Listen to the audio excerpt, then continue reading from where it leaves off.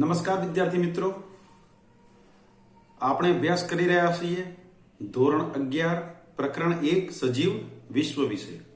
તો અહીંયા આ પ્રકરણની અંદર અગાઉના લેક્ચર્સમાં આપણે જોઈ ગયા કે સજીવ હોવાના લક્ષણ તરીકે આપણે શું જોઈ ગયા કે વૃદ્ધિ, પ્રજનન અને ચયાપચય વિશે સમજી ગયા, જેની અંદર વૃદ્ધિ અને પ્રજનન આ બંને લક્ષણો એવા છે કે જે સજીવ હોવાના લક્ષણ તરીકે પરિપૂર્ણ નથી. બરાબર યાદ રાખી લેજો. શું કહેશે કે વૃદ્ધિ અને પ્રજનન આ બંને લક્ષણો એવા છે કે જેના આધારે સજીવ હોવાનું સંપૂર્ણ લક્ષણ નથી. જ્યારે ચયાપચય એ કેવું હતું? તો પરિપૂર્ણ લક્ષણો છે, સંપૂર્ણ લક્ષણો છે કે જે પદાર્થ અથવા તો જેની અંદર ચયાપચય ક્રિયાઓ જોવા મળે છે. ચય અને અપચય આ બંને પ્રોસેસ જોવા મળે છે. ચય એટલે એનાબોલિઝમ અને અપચય એટલે કેટાબોલિઝમ. આ બંને રિએક્શન જેની અંદર જોવા મળે છે એ શું હોય છે? સજીવ છે. અને માટે ચયાપચયને સજીવ હોવાના લક્ષણ તરીકે પરિપૂર્ણ માનવામાં આવે છે. હવે આજના લેક્ચર્સની અંદર વિદ્યાર્થી મિત્રો આપણે સજીવ હોવાના લક્ષણ તરીકે એક બીજું લક્ષણ જોઈએ. ચલો આજે શેના વિશે આપણે જોવાના છે? તો એ છે પર્યાવરણ પ્રત્યે. સમજો વિદ્યાર્થી મિત્રો, પર્યાવરણ પ્રત્યે શું કહેશે? અનુભૂતિ અને પ્રતિક્રિયા. પર્યાવરણ પ્રત્યે અનુભૂતિ અને પ્રતિક્રિયા.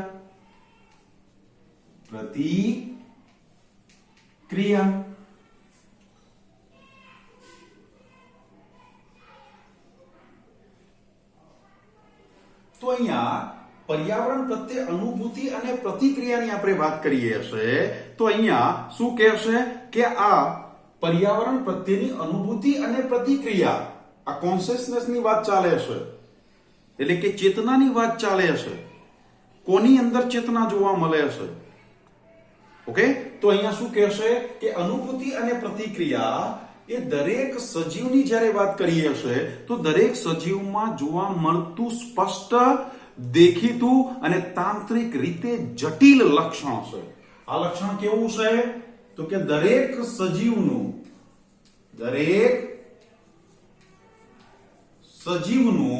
સ્પષ્ટ, દરેક સજીવમાં દેખાતું શું કહેશે? સ્પષ્ટ, દેખીતું અને તાંત્રિક રીતે, એટલે તાંત્રિક નો મિનિંગ થાય ટેકનિકલી, તો શું કહેશે? તાંત્રિક રીતે.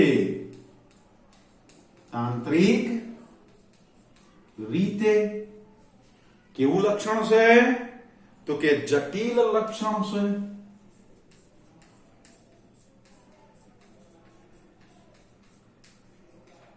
તો કે દરેક સજીવોની અંદર અનુભૂતિ અને પ્રતિક્રિયાની જ્યારે વાત કરીએ છીએ ત્યારે આ લક્ષણ સ્પષ્ટ, દેખીતું અને તાંત્રિક રીતે કેવું છે? તો કે જટિલ લક્ષણ છે. ક્લિયર? અને આવું જે લક્ષણ છે, સમજો વિદ્યાર્થી મિત્રો, શું કહેશે કે અનુભૂતિ અને પ્રતિક્રિયા એ કેવી હોઈ શકે? આ લક્ષણ સ્વરૂપે આપણે જોઈએ તો અનુભૂતિ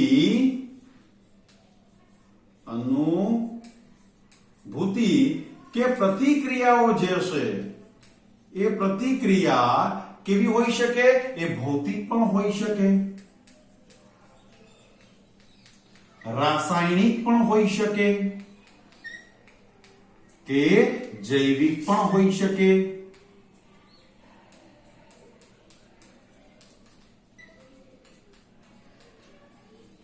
ઓકે, હવે આપણને એમ થાય કે સાહેબ અનુભૂતિ અને પ્રતિક્રિયા શું? તમે વાત કરી રહ્યા છો કે અનુભૂતિ અને પ્રતિક્રિયા, પણ આ છે શું? તો અનુભૂતિ અને પ્રતિક્રિયા એટલે વિદ્યાર્થી મિત્રો શું કહેશે કે ઉદાહરણ તરીકે આપણે લઈએ તો શિયાળો જ્યારે આવે છે ત્યારે શું થાય છે? આપણે શું કરીએ છે? શું રેનકોટ પહેરીએ છે? તો ના. શું પહેરીએ છે? જણાવો જરા. સ્વેટર પહેરીએ છે. કેમ? કારણ કે શિયાળાની અંદર શું થાય છે? ઠંડી લાગે છે. અને આપણને શેનાથી ખબર પડે છે? આપણા સંવેદી અંગ. અને આપણું સંવેદી અંગ એટલે આપણી ત્વચા દ્વારા આપણને ખબર પડે છે. અને શિયાળાની અંદર, ઠંડીની અંદર શું થાય છે? શિયાળામાં આપણને ઠંડીનો અહેસાસ થાય છે. એટલે આપણે શેની અનુભૂતિ કરીએ છીએ? ઠંડીની અનુભૂતિ કરીએ છીએ. અને એના સામે આપણે શું પ્રતિક્રિયા આપીએ છીએ? તો આપણે કાં તો સગડી જોડે બેસી જઈએ છીએ, અથવા તો જાડા સ્વેટરને પહેરી લઈએ છીએ, કાં તો હીટર ઘરમાં ચાલુ કરી દઈએ છીએ. એનાથી બચવા સામે આપણે શું આપી? પ્રતિક્રિયા આપી. સમજાય છે વિદ્યાર્થી મિત્રો? એમ ઉનાળો આવે તો આપણે શું કરીએ છીએ કે આપણું જે બોડી છે એ ગરમીની અંદર શું કરે છે? પરસેવો વરે છે. જો મને વરી રહ્યો છે પરસેવો. કેમ? કારણ કે ગરમી છે. તો ગરમી હોવાના પરિણામે એ ગરમીની અનુભૂતિ થાય છે. અને અનુભૂતિ સ્વરૂપે શું થાય છે? તો બોડી તરત જ ટેમ્પરેચરને મેન્ટેન કરવા માટે, તાપમાનને શું કરે છે? મેન્ટેન કરવા માટે તરત બોડીમાંથી શું થાય છે? પરસેવો બહાર આવે છે. ક્લિયર? અને જેનાથી બોડીનું ટેમ્પરેચર શું થતું હોય છે? મેન્ટેન થાય છે. આ ઓટોમેટિકલી છે. ગરમી છે તો આપણે આપણી બોડીને કોઈ આદેશ નથી આપતા કે ચલ ભાઈ ગરમી છે, પરસેવો વરવાનું ચાલુ કરી દે. એવું નથી હોતું. ઓટોમેટિકલી બોડી આપણું તરત શું આપે છે? પ્રતિક્રિયા આપે છે. ઓકે? અથવા તો જો સહન ન કરી શકીએ તો આપણે શું પ્રતિક્રિયા આપીએ છીએ?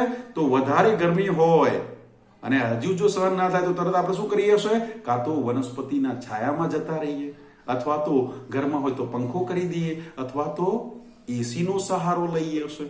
તો આપણે શું કરીએ છીએ કે પર્યાવરણ જે છે, આપણી આજુબાજુનું જે પર્યાવરણ છે એમાં કંઈક ફેરફાર આવે છે અને પર્યાવરણ પ્રત્યે આપણે અનુભૂતિ કરીએ છીએ. પર્યાવરણની આપણે શું કરીએ છીએ? અનુભૂતિ કરીએ છીએ. અને એના અનુભૂતિના આધારે આપણે શું આપીએ છીએ? પ્રતિક્રિયા આપીએ છીએ. કેમ? કારણ કે આપણા અસ્તિત્વને ટકાવી રાખવા માટે પ્રયત્ન કરીએ છીએ. જેમ મેં ઉદાહરણ આપ્યું એમ દરેક સજીવ પોતાના અસ્તિત્વને ટકાવી રાખવા માટે હંમેશા પર્યાવરણથી શું કરે છે? અનુભૂતિ અને પ્રતિક્રિયા દાખવતું જોવા મળે છે. ક્લિયર? સમજાય છે? અને બીજું જો પ્રાણીમાં લઈએ તો બેસ્ટ ઉદાહરણ દેડકો છે. દેડકાની અંદર આપણે જાણીએ છીએ દેડકો શું લેશે? સમજો કે ચલો અહીંયા અનુભૂતિ અને પ્રતિક્રિયા સ્વરૂપે આપણે ઉદાહરણને લઈએ તો કોનું લઈ શકીએ? તો દેડકો છે.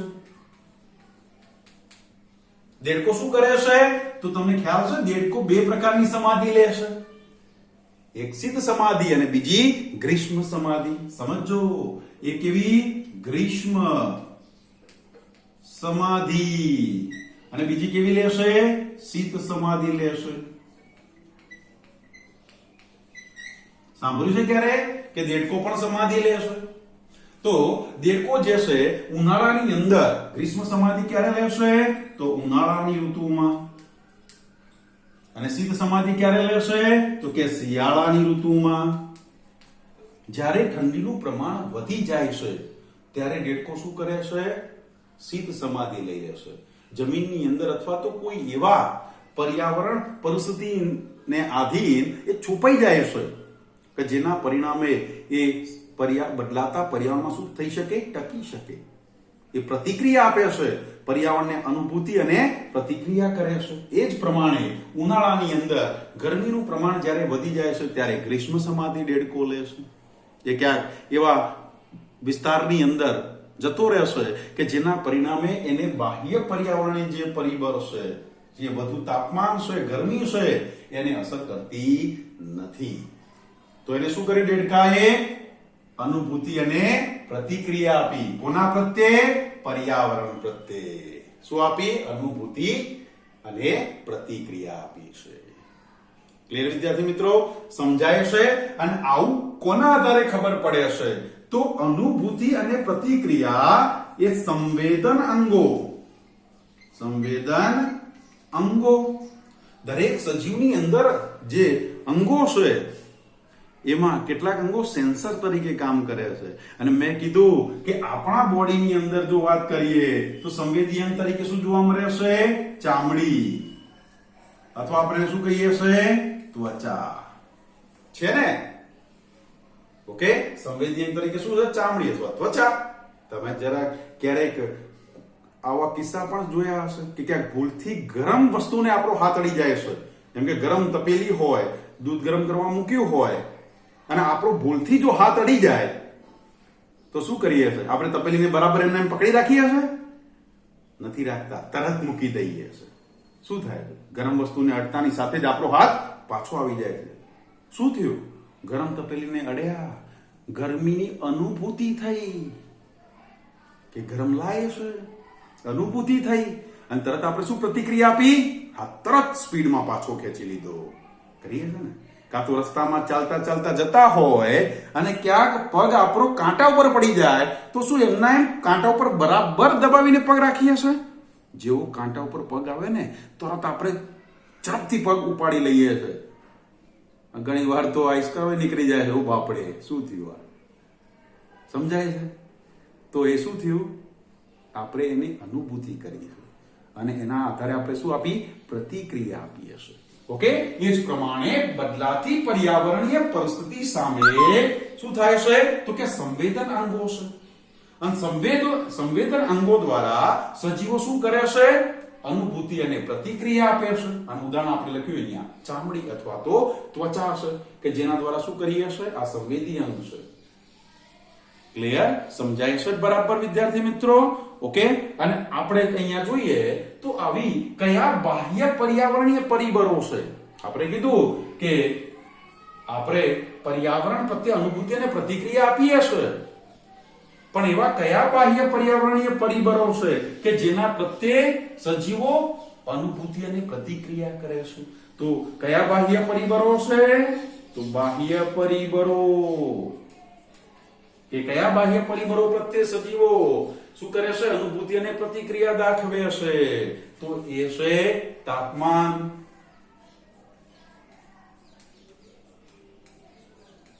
પ્રકાશ અવધિ, રસાયણો પણ છે, અન્ય સજીવો પણ છે. સમજો શું કે છે? તાપમાન, પ્રકાશ અવધિ એટલે કે પ્રકાશનો સમયગાળો, અવધિ એટલે શું કહેવાય? સમયગાળો. સમજો, સમયગાળો. ક્લિયર? જ્યાં જોઈએ અન્ય સજીવો છે,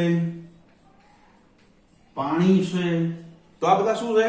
બાહ્ય પર્યાવરણીય પરિબળો છે કે જેના પ્રત્યે સજીવો શું કરે છે? અનુભૂતિ અને પ્રતિક્રિયા આપતા જોવા મળે છે. આ ઉપરાંત હજી એડ કરવું તો એ પણ કરી શકાય, પ્રદૂષકો. ક્લિયર વિદ્યાર્થી મિત્રો? અને પ્રદૂષકોની અંદર આપણે જોઈએ ને તો એક બેસ્ટ ઉદાહરણ મારા મગજમાં આવે છે અને કયું છે? લાઇકેન. જો વનસ્પતિ છે, લાઇકેન્સ. ઓકે, તો અહીંયા આપણે જોઈએ છે ને, સમજો, હું એ સમજાવીશ, પણ અહીંયા શું કહે છે કે આવા બાહ્ય પરિબળો સામે કયા કયા સજીવો અનુભૂતિ અને પ્રતિક્રિયા આપે છે? તો સમજો, આવા બાહ્ય પરિબળો પ્રત્યે આદિકોષ કેન્દ્રીય હોય, આદિકોષ કેન્દ્રીય થી લઈ સુકોષ કેન્દ્રીય જે સજીવો છે એ બધા સજીવો આદિકોષ કેન્દ્રની આપણે વાત કરીએ તો આદિકોષ કેન્દ્ર એટલે કેવા? તો કે સરળ કક્ષાના સજીવો છે. સમજો વિદ્યાર્થી મિત્રો, એ કેવા છે? સરળ કક્ષાના સજીવો છે. અને સુકોષ કેન્દ્રની વાત કરીએ ત્યારે જટિલ કક્ષાના છે. ક્લિયર? આદિકોષ કેન્દ્ર એટલે શું અને સુકોષ કેન્દ્ર એટલે શું? શબ્દો બરાબર સમજવાના છે કારણ કે શબ્દોનું મૂલ્ય છે બાયોલોજીમાં. ક્લિયર? શું કહેશે? આદિકોષ કેન્દ્રીય એટલે કે જે કોષની અંદર, સમજો, કોષની અંદર શું આવેલું હોય? કોષ કેન્દ્ર. કોષમાં શું આવેલું હોય? કોષ કેન્દ્ર આવેલું હોય. ઓકે, અને આવા કોષ કેન્દ્ર પર, ઓકે, શું કહેશે? કોષ કેન્દ્ર પટલ. કોષ કેન્દ્ર પટલની શું હશે? ગેરહાજરી હોય. જે આદિકોષ કેન્દ્રીય સજીવો એટલે શું? તો કે સરળ કક્ષાના સજીવો છે, બેક્ટેરિયા છે. ઓકે, તો અહીંયા આવા આદિકોષ કેન્દ્રી સજીવો એટલે કોણ? કે જે કોષ હોય એ કોષના કોષ કેન્દ્રની ફરતે કોષ કેન્દ્ર પટલની શું હશે? ગેરહાજરી. તો આપણે એને કહીશું આદિકોષ કેન્દ્રી. અને જે કોષની અંદર સમજો કે જે સજીવ કોષ, દરેક સજીવ નું રચનાત્મક અને ક્રિયાત્મક એકમ કોણ હશે? તો વિદ્યાર્થી મિત્રો આપણે જાણીએ હશે કે આ અગાઉના ધોરણમાં આવી ગયું છે. તો એ કોષ છે અને આવા કોષની અંદર શું આવેલા હોય?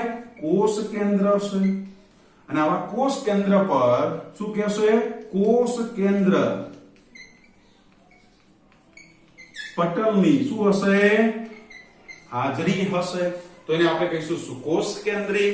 જો કોષ કેન્દ્ર પટલ ગેરહાજર હોય તો આદિકોષ કેન્દ્રી. એટલે કહેશે કે અહીંયા દરેક સજીવ ઓકે શું કરે છે? તો કે પર્યાવરણ પ્રત્યે અનુભૂતિ અને પ્રતિક્રિયા આપે છે.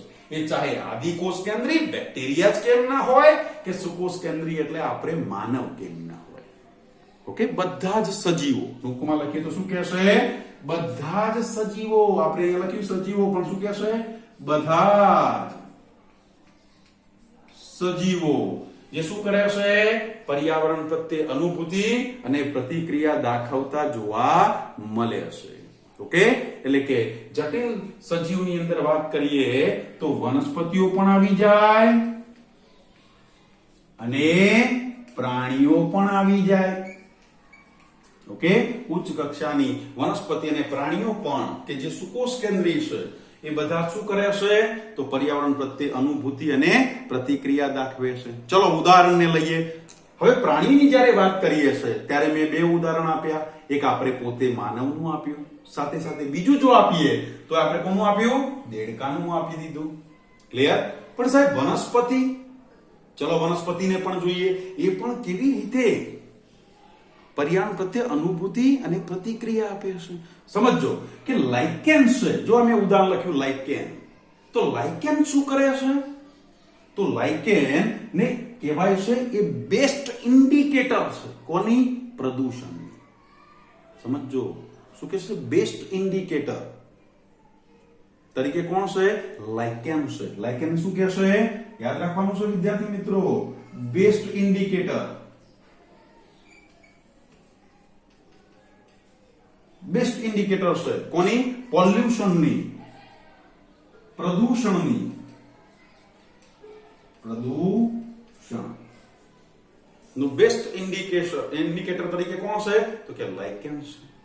ઓકે, કેવી રીતે છે? તો સમજો તો પ્રદૂષણની માત્રા જો વધી જાય, પર્યાવરણ એટલે કે આજુબાજુ જે પણ લાઇકેન્સ જ્યાં ઉગે છે એ વિસ્તારની અંદર જો પોલ્યુશનનું પ્રમાણ વધી જાય, પ્રદૂષણનું પ્રમાણ વધી જાય તો લાઇકેન્સ જે છે એ લાઇકેન્સની સંખ્યામાં શું થાય છે? ઘટાડો હોય છે. જેમ જેમ પ્રદૂષણ વધતું જશે એમ લાઇકેન્સની સંખ્યા ઘટતી જશે. અતિ પ્રદૂષણ હોય તો લાઇકેન્સ ગેરહાજર હોય, લાઇકેન્સ જોવા મળતી નથી. ક્લિયર? અને જ્યાં પ્રદૂષણની માત્રા ઓછી હોય અથવા તો પ્રદૂષણ જોવા નથી મળતું એવા વિસ્તારમાં લાઇકેન્સનું પોપ્યુલેશન મોટું હોય છે. એની વસ્તીનું પ્રમાણ કેવું હોય છે? ખૂબ મોટું હોય છે. ત્યાં ખૂબ મોટી સંખ્યામાં લાઇકેન્સની સંખ્યા જોવા મળે છે. તો બેસ્ટ પોલ્યુશન ઇન્ડિકેટર તરીકે કોણ છે? લાઇકેન છે.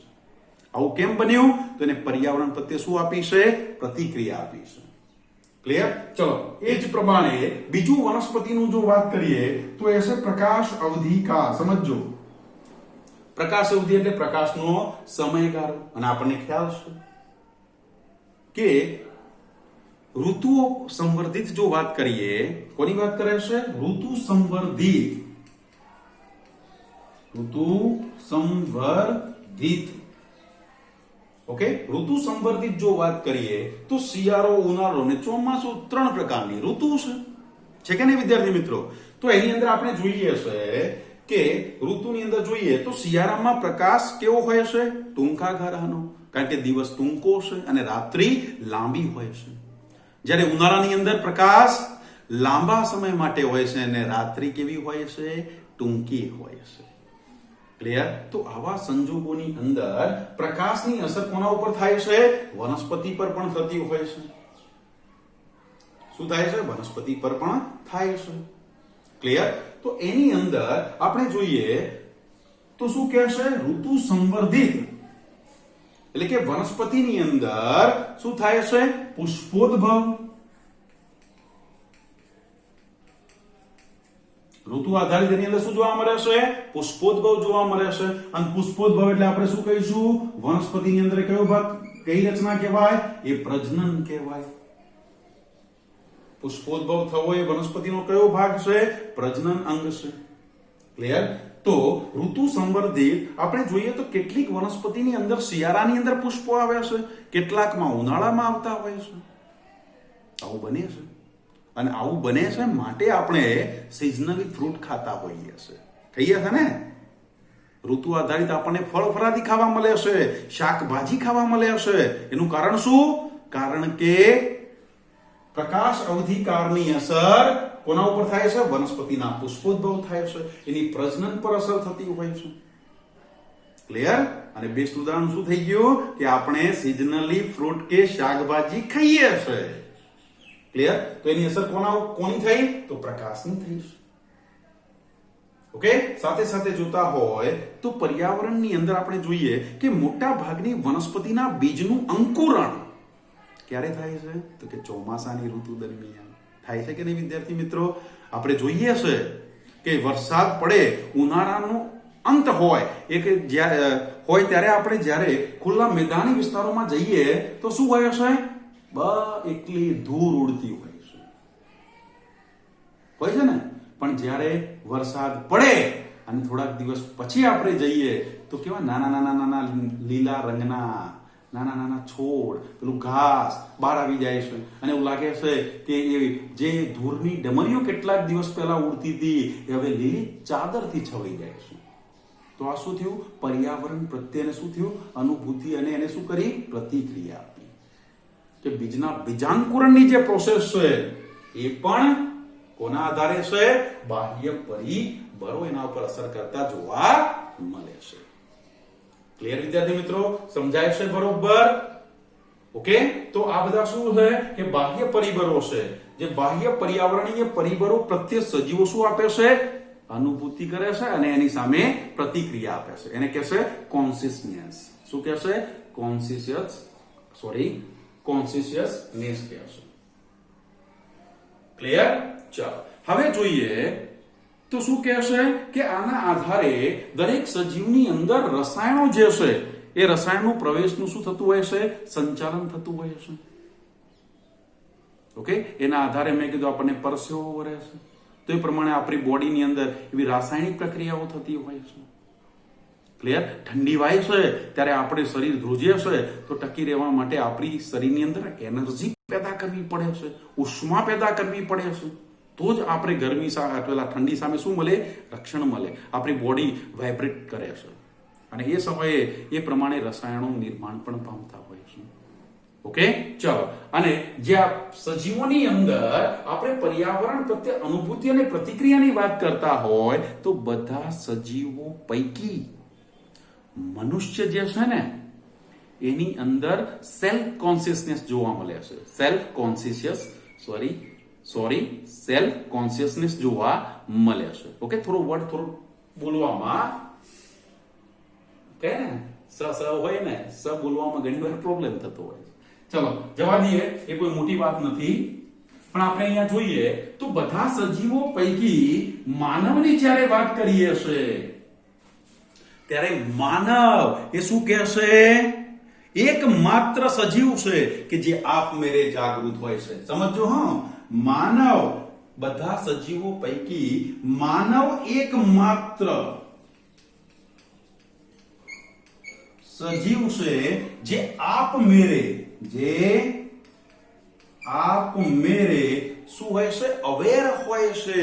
એ આપમેળે શું હોય કે છે? જાગૃત હોય છે. અને આ ઘટનાને શું કહેશે? Self consciousness. સમજો શું કહેશે? સેલ્ફ કોન્શિયસનેસ એટલે એને શું કહેશે? ઉદાહરણ તરીકે સ્વયં કોન્શિયસનેસ એટલે સભાનતા. ઓકે, સ્વયં સભાનતા કહેવાય છે. ક્લિયર? આપણે જાણીએ છે કે આપણે ઘરમાંથી નીકળીએ, શિયાળોની શરૂઆત હોય તો ઠંડી લાગવાની છે, આપણને ખબર છે, તો તરત આપણે સ્વેટર પહેરીને જ નીકળીએ છીએ.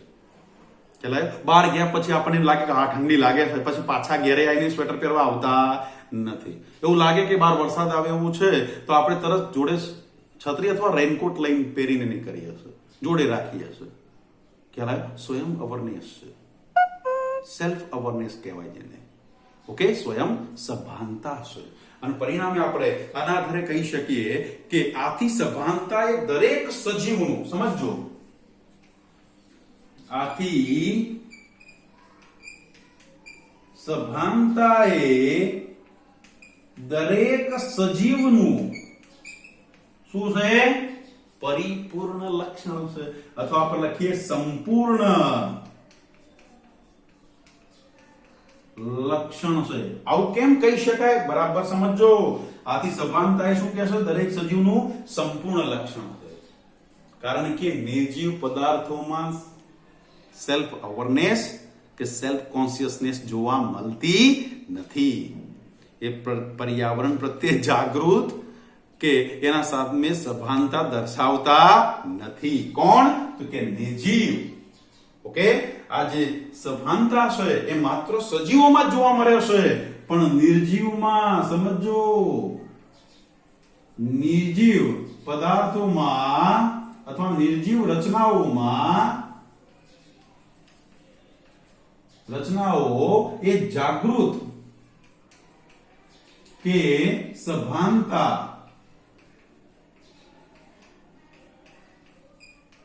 ધરાવતા નથી. એની અંદર કોઈ નિર્જીવ પદાર્થની અંદર કે નિર્જીવ રચનાઓમાં કોઈ પણ પ્રકારની જાગૃતતા કે સભાનતા જોવા મળતી નથી. ઓકે, જેમ મેં કીધું કે ઠંડી પડે છે અને આપણે બહાર ઉભા હોય ને જો ઠંડી વધારે હોય તો તરત આપણું શરીર શું કરે છે? ધ્રુજે છે. ઉનાળો આવે તો આપણને ગરમીથી શું થાય છે? પરસેવો વળે છે. આવું ક્યારે પથરાઓમાં થાય છે? પથ્થરમાં ક્યારે જોયું કે ઠંડી પડી અને ઘર આગળ મોટો પથ્થર પડ્યો હોય તો ધ્રુજવા માંડે કે ઓહો ઠંડી લાગે છે? કે ક્યારે એવું જોયું કે ગરમીની અંદર પથ્થર પડ્યો હોય અને એમાંથી પરસેવો નીકળે? આવું ક્યારે બનતું નથી. કે ઘરમાં પડેલી બધી જ જે વસ્તુઓ છે ને એ શું થાય? ધ્રુજવા લાગે અને એમાંથી પરસેવા નીકળવા લાગે.